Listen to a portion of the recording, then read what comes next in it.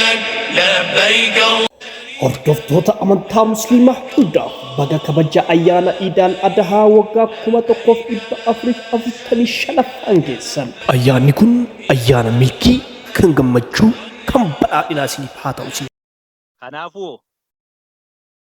dukkanni barii jala hammaatu ifti barii bilisummaa aduun isheen alaabaa Oromoo moggaa lamaan diimtuu gidduu magariisa handhuurri ishee sun ifa aduu sana taate aduu barii bilisummaa arguuf jirruu taate suni mallattoo ifti dhufuu dukkanni barii jala hammaachuu sanaa sadarkaa sanarra geenyeerra jechuudha.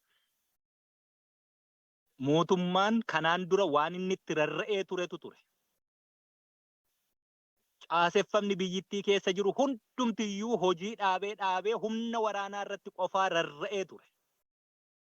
Wanti humna waraanaatti rarra'ee jiru suni amma humna waraanaa sana keessaan seenanii borobboranii tiniini muka guddaa jabaa fakkaatu yoo ilaaltu rirmi garuu keessaan seenee miciraan isaa mar'ummaan isa gidduu jiru jabina mukichaa sana argisiisu nyaatee boossosee gaafa inni biyyoota gadi ba'ee argitaa jechuudha. Mootummaan kun akkasi.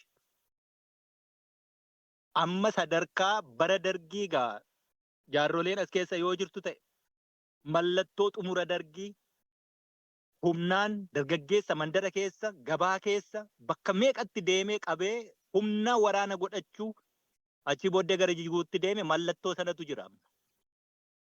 Dargaggeessa baay'inaan lafanni jimaa qama'u baay'inaan iddoonni bakkee bashannanaa naannoo puulii taphatan naannoo oolmaa bakka adda addaa silaa hojiin hin jiru dargaggeessi hojii hin qabu barnoota hin qabu haala akkasiitiin